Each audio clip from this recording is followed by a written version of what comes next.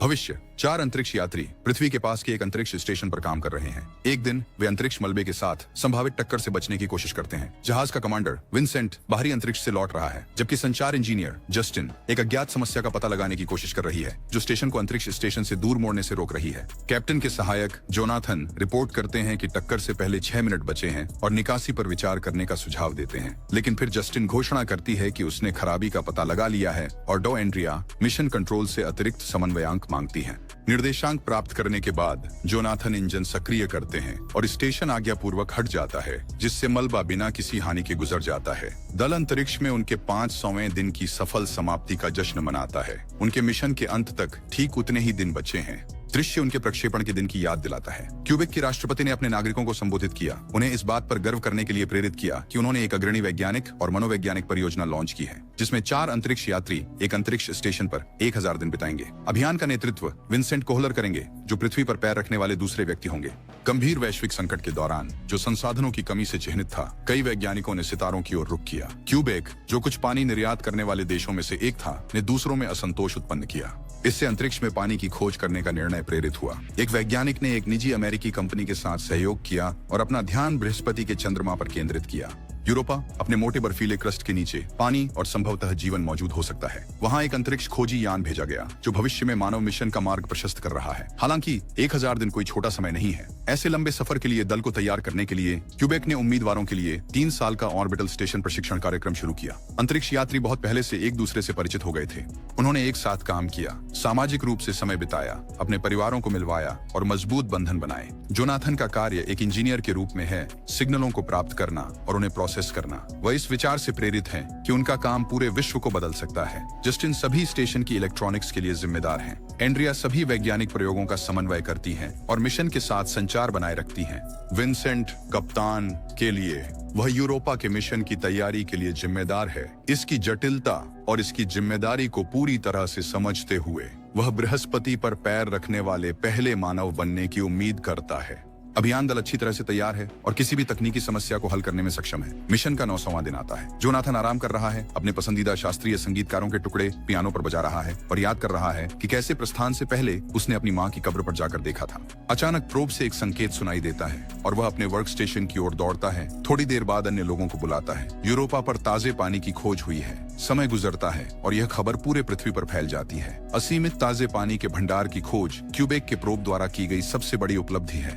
पहले यह माना जाता था कि बृहस्पति पर पानी खारा था, जिससे यह खोज क्रांतिकारी बन गई। राष्ट्रपति सम्मान पदक के साथ सभी शामिल लोगों को पुरस्कृत करते हैं, जबकि पृथ्वी खुशियां मनाती है। अंतरिक्ष यात्री एक शैंपेन की बोतल खोलते हैं, जो आंद्रिया छिपा कर लाए थे। जोनाथन अपने सहकर्मी को छेड़ता है, जिसके जवाब में वह मजाक करती है। जस्टिन ने विंसेंट से अपने मंगल के अनुभव को साझा करने के लिए कहा। विंसेंट अनोखी यात्रा को याद करता है, लेकिन मानता है कि सबसे बड़ा झटका पृथ्वी पर लौटना था। अपने प्रियजनों को देखना, अपने गृहनगर में टहलना, जो किसी तरह अलग महसूस हुआ। यह एक अनुभव है जो वे सभी एक दिन साझा करेंगे। बाद में दल नियंत्रण कक्ष में इकट्ठा होता है बृहस्पति को देखने के लिए। उस दिन का सपना देखता है जब वे इसे पहुंचेंगे। अचानक एक संकेत और तूफान के करीब आने की चेतावनी देता है। एक विशाल विस्फोटक रेडियोधर्मी विद्युत चुंबकीय गतिविधि। हालांकि तूफान स्टेशन के लिए खतरा बनता है। अंतरिक्ष यात्री पूरी तरह से अपने कैबिन्स में अलग थलग हैं। लेकिन इस विशेष दिन पर जोनाथन और जस्टिन अपनी एकांतवास को एक साथ बिताने का निर्णय लेते हैं। एंड्रिया अपने प्रिय के पत्र पढ़ती है और तब आंसू पहुंचती है जब एक अन्य प्रोटोकॉल के लिए संकेत आवाजें। गलियारे में विंसेंट से मिलकर उसे एहसास होता है कि बाकी लोग देर से आ रहे हैं। वह लैब की ओर जाती है, जबकि कमांडर देखता है कि जस्टिन जोनाथन के केबिन से बाहर निकल रही है और समझ जाता है कि क्या हुआ है। विंसेंट इंजीनियर को डांटते हैं, इसे उड़ान प्रोटोकॉल का उल्लंघन बताते हुए। जवाब में जोनाथन उन्हें याद दिलाते हैं कि ठीक एक दिन पहले पूरे दल ने खुद कमांडर की अगुवाई में जहाज पर शराब पी थी, जो पूरी तरह से अस्वीकृत है। उसी समय उन्हें एक परेशान आंद्रिया द्वारा बाधित किया जाता है। अंतरिक्ष यात्री रसोई की ओर दौड़ते हैं, जहां मॉनिटर में दिखाया जाता है कि मॉन्ट्रियल विस्फोटों में घिरा हुआ है। समाचार वाचक रिपोर्ट करता है कि सुबह के समय जब मेट्रो में छात्रों और कामगारों की भीड़ थी, तब धमाके हुए, जिसके परिणाम स्वरूप सैकड़ों मौतें और हजारों घायल हुए। राष्ट्रपति इस भयानक अपराध के लिए जिम्मेदार लोगों को खोजने और दंडित करने का वादा करते हैं और पीड़ितों के परिवारों के लिए सहानुभूति की अपील करते हैं। बाद में क्रू को खबर मिलती है कि उनके परिवार सुरक्षित हैं, सिवाय विंसेंट के। उसका बेटा गंभीर रूप से घायल है और वर्तमान में एक क्लिनिक में। अफवाहें फैल रही हैं कि हमले उनके खोज के कारण हुआ और दल के साथ संचार सीमित हो गया है। हालांकि अंतरिक्ष यात्री जो उन्होंने शुरू किया उसे छोड़ नहीं सकते, क्योंकि यह मानवता की आखिरी उम्मीद है। विंसेंट दूसरों से कहते हैं कि 1000 दिनों के बाद दूसरा दल उन्हें बदलने वाला है। हालांकि त्रासदी आ गई है। उनके सहयोगी और बैकअप जेवियर ने ये सुनकर एंड्रिया क्रू के सामान्य कमरे से बाहर भाग जाती है। वह अपनी केबिन में अकेले रोते हुए याद करती है कि वह इस परियोजना में शामिल होने को लेकर कितनी उत्साहित थी, जिसमें जेवियर ने हर कदम पर उसका साथ दिया। कुछ समय बाद विंसेंट अपने बेटे को फोन करता है। लड़का, जिसकी हाथों में चोटें हैं, इस बारे में चिंता करता है कि क्या वह फिर कभी बास्केटबॉल खेल पाएगा। विंसेंट उसे आश्वस्त करते हैं, उसे याद दिलाते हैं कि वह उनका बेटा है और ठीक हो जाएगा। इस बीच जोनाथन जस्टिन को पियानो बजाना सिखाते हैं और यह नोट करते हैं कि वह सुधार कर रही है। अचानक सारी संचार व्यवस्था बंद हो जाती है और जस्टिन सिस्टम की जांच करने जाती है। उसी समय जोनाथन क्रू को अवलोकन खिड़की की ओर बुलाते हैं, जहां वे भयभीत होकर देखते हैं।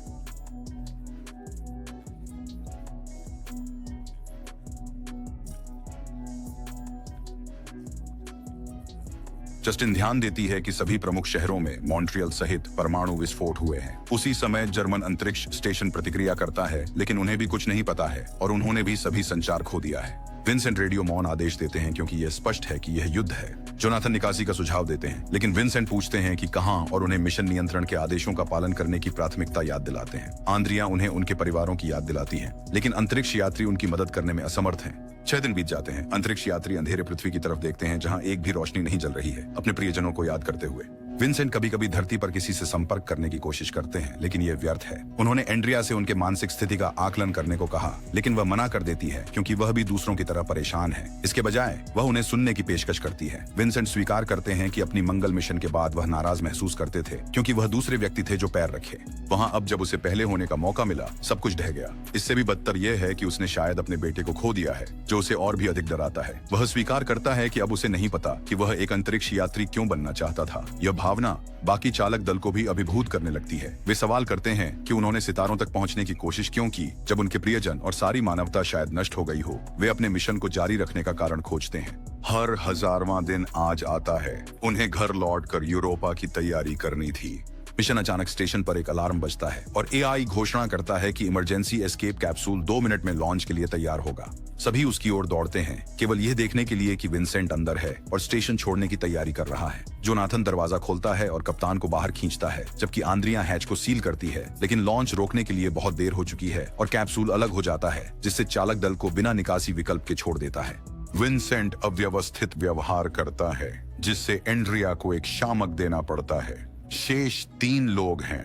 प्रोटोकॉल का पालन करते हुए एंड्रिया विंसेंट को कमान के लिए अयोग्य घोषित करती है और स्वयं को नए रूप में नियुक्त करती है। नेता वह जेवियर की मौत पर विचार करती है, याद करती है जब उसने उसे प्रस्ताव दिया था। वह अपने ऑर्बिटल मिशन में शामिल होने के निर्णय और उसका इंतजार करने के वादे को याद करती है। इसी बीच जस्टिन जॉनथन के पास जाती है, लेकिन उसका मन स्नेह में नहीं है और वह उससे छोड़ने के लिए कहता है। बाद में विंसेंट बताता है कि उसे मानसिक परेशानी हुई थी और उसे कैप्सूल में जाने का भी याद नहीं है। वह स्वीकार करता है कि वह बस अपने को देखना चाहता था। बेटे जोनाथन ने उस पर स्वार्थ और कायरता का आरोप लगाया, जिससे गर्म बहस छिड़ जाती है, लेकिन एंड्रिया बीच में हस्तक्षेप करती है। वे धरती पर नहीं लौट सकते और न ही मदद की उम्मीद कर सकते हैं। एंड्रिया उनके बचे हुए सामान की गणना करती है, निष्कर्ष पर पहुंचती है कि अगर वे सावधानी से राशन करते हैं तो वे और 25 दिन जीवित रह सकते हैं।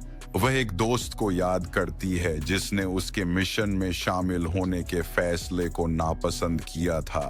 तब वह आत्मविश्वास के साथ चाहती थी कि वह एक दिन महिला खुले अंतरिक्ष में बाहर निकल जाती है। जोनाथन जस्टिन की आकृति को शून्य में गायब होते हुए लंबे समय तक देखता है, जबकि एंड्रिया उसे सांत्वना देने की कोशिश करती है। जब विंसेंट सहानुभूति व्यक्त करने की कोशिश करता है तो जोनाथन उसे मार देता है। जब कॉस्मोनॉट पहुंचता है, एंड्रिया तुरंत देखती है कि वह बहुत पतला है और विकिरण से पीड़ित है।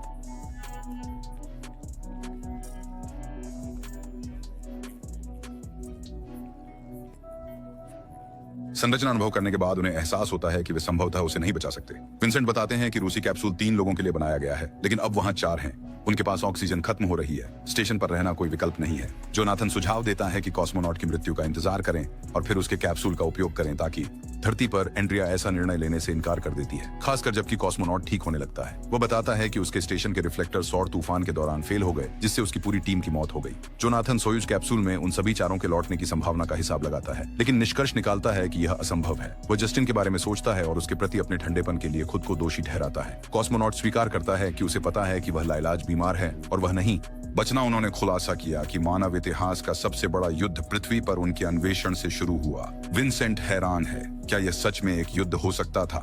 अंतरिक्ष यात्री हंसते हुए उन्हें भोला कहते हैं और समझाते हैं कि पानी सिर्फ एक बहाना था। जोनाथन यूरोपा से मिले डेटा को अधिक ध्यान से जांचते हैं। चालक दल कुछ ऐसा नोटिस करता है जिसे उन्होंने पहले नजरअंदाज कर दिया था। एक विशाल अज्ञात वस्तु जो दिखती है यूरोपा की सतह पर एक एलियन अंतरिक्ष यान। भ्रमित होकर उन्होंने सवाल किया कि यह खोज उनसे क्यों छुपाई गई, जबकि रूसियों को स्पष्ट रूप से पता था। धरती पर इस संघर्ष को पानी के युद्ध के रूप में प्रस्तुत किया गया, लेकिन वास्तव में क्यूबेक ने बाहरी अंतरिक्ष तकनीक के अस्तित्व को छुपाया। विंसेंट आग्रह करता है कि मानवता को सच्चाई जाननी चाहिए। ये जहाज ब्रह्मांड की उनकी समझ को बदल सकता है। वह जानना चाहता है किसने इसे बनाया और वे कहां से आए। बाद में अंतरिक्ष यात्री एंड्रिया का ख्याल रखने के लिए धन्यवाद करता है, हालांकि वह जानता है कि उसके पास जीवित रहने का कोई मौका नहीं है। एंड्रिया यह नहीं बता सकती कि उसके पास कितना समय बचा है, यहाँ तक कि जब विंसेंट तत्काल लॉन्च के लिए दबाव डालता है। जोनाथन अपने पिता के विदाई पत्र पर विचार करता है, जिसे वह पढ़ने से बचता रहा है। अपराध भाव। इस बीच आंद्रिया को पता चलता है कि अंतरिक्ष यात्री चिकित्सा कक्ष से गायब हो गया है। वह उसे निकासी खंड के पास पाती है, जहाँ वह महसूस करता है कि उनका कैप्सूल गायब है। कुछ क्षण बाद विंसेंट और जोनाथन ने एंड्रिया की चीख सुनी। अंतरिक्ष यात्री, जो उनकी योजना का पता लगा चुका था, एंड्रिया को बंधक बना लेता है और मांग करता है कि वे दरवाजे खोलें ताकि वह अपने कैप्सूल में वापस जा सके। चालक दल के विरोध के बावजूद एंड्रिया उसे कोड देती है, लेकिन उसे उन लोगों की याद दिलाती है जो पृथ्वी पर अभी भी जीवित हो सकते हैं। भावुक होकर अंतरिक्ष यात्री अपनी योजना छोड़ देता है। चालक दल अपने विकल्पों पर चर्चा करता है। अंतरिक्ष यात्री सोयूज कैप्सूल का उपयोग करने का सुझाव देता है, लेकिन यह पृथ्वी से सहायता के बिना उतरने के लिए बहुत पुराना है। उसकी झिझक को भांपते हुए एंड्रिया उसे आश्वस्त करती है कि वह घर लौट आएगा। विंसेंट पीछे रहने की पेशकश करता है, अपनी कैप्सूल की हानि के लिए खुद को दोषी ठहराते हुए। 1026वें दिन चालक दल प्रस्थान की तैयारी करता है। विंसेंट अपने बेटे के लिए एक पत्र लिखते हैं। जोनाथन से कहते हैं कि अगर वह अभी भी जीवित है तो उसे ढूंढे। जोनाथन वादा करता है कि वह ऐसा करेगा। जब वे अलविदा कहते हैं, जोनाथन घोषणा करता है कि वह पीछे रहेगा। वह योजना बनाता है कि यूरोपा की खोज के बारे में सच्चाई सभी चैनलों पर प्रसारित करेगा, यह सुनिश्चित करते हुए कि मानवता ने जो कुछ भी सीखा है मिला। वह विंसेंट से अपने पिता का पत्र देने के लिए कहता है। एंड्रिया जल्द से जल्द मदद भेजने का वादा करती है। तीनों अंतरिक्ष यात्री सूट पहनकर कैप्सूल में चले जाते हैं। स्टेशन पर अकेले जोनाथन सच्चाई का प्रसारण शुरू करता है, मानसिक रूप से अपने पिता को अलविदा कहते हुए, जिन्होंने जाहिर तौर पर उसे कभी दोषी नहीं ठहराया और हमेशा अपने बेटे अंतरिक्ष यात्री पर गर्व किया। इस फिल्म में कोई ठोस विज्ञान कथा नहीं है। विदेशी सभ्यता की आशावादी झलक को दुर्भाग्यवश आगे विकसित नहीं किया गया। इसके बजाय फिल्म लोकप्रिय सिनेमाए प्रश्न की एक और खोज का प्रतिनिधित्व करती है कि चरम परिस्थितियों में अंतरिक्ष यात्री कैसे व्यवहार करेंगे। नतीजे आशावादी नहीं हैं।